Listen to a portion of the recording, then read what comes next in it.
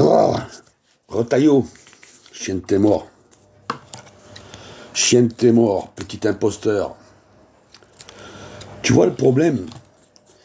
Si la pression, tu l'avais d'islamistes, puisque c'est comme ça qu'on appelle les intégristes de la religion musulmane qui violent même l'islam, si c'est eux qui te mettaient la pression, tu te mettrais tout de suite à 5 prières par jour et t'apprendrais l'arabe en 15 jours.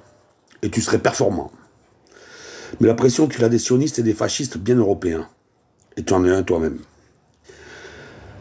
Comprends bien une chose, c'est que les fascistes de la religion musulmane sont friands des petites personnes comme toi, des Le Pen, des Macron, de tous ces connards qui traitent la France insoumise d'islamo-gauchiste. Hein, tout simplement pour une chose.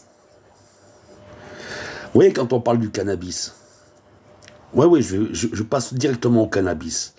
Dans la série d'arguments, c'est une source, des sources d'arguments là-dessus, on a, oula.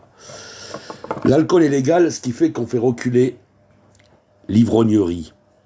On n'a plus la vie que, enfin les jeunes n'ont pas connu ça, mais quand on se baladait dans une ville, en ville, il n'était pas, c'était courant de voir en marchant tranquille une claque péter dans un bar et un mec finir sur le cul, parce que des bagarres, l'alcool, il y en avait partout, comme à Mulhouse. Vous savez les coups de couteau qui finissent comme terroristes. Parce que c'est exactement ça à Mulhouse, et c'est pas autre chose, même si Rataillou vous le rabâche tous les jours. C'est un menteur, un lâche, une imposture. Et je me fous de tes représailles. Parce que crois-moi que la dernière représaille, c'est toi qui vas la subir. Tu vas dégager et tu vas rendre des comptes. Parce que tu es un terroriste, toi-même, à la tête de notre police. Quand on parle du cannabis, on explique donc qu'en légalisant, en libérant le produit, nous pourrons lutter légalement contre les abus, contre... voilà, je veux dire, déjà, si tu peux aller chercher ton cannabis à quelque part, tu n'iras plus le chercher devant l'école. Un petit peu comme la binouse, un petit peu comme le pinard. Rares sont les magasins qui livrent de l'alcool devant des écoles. On est d'accord? Avant, c'était comme ça. Maintenant, c'est plus comme ça. Donc, il doit sûrement rester quelques coins, il y aura toujours quelqu'un qui va dire « Oui, c'est moi, c'est... » Oui, on s'en bat les couilles. D'accord? Il faut toujours... comment on appelle ça? Pour confirmer la règle, hein? Il faut une contradiction. Mais ça confirme la règle. Donc, c'est pareil pour la religion, c'est pareil. Et c'est ce que représente notre laïcité, 1905, tout ça. Voilà.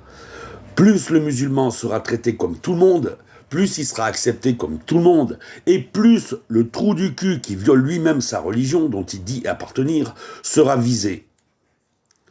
Et donc sera obligé de se taire.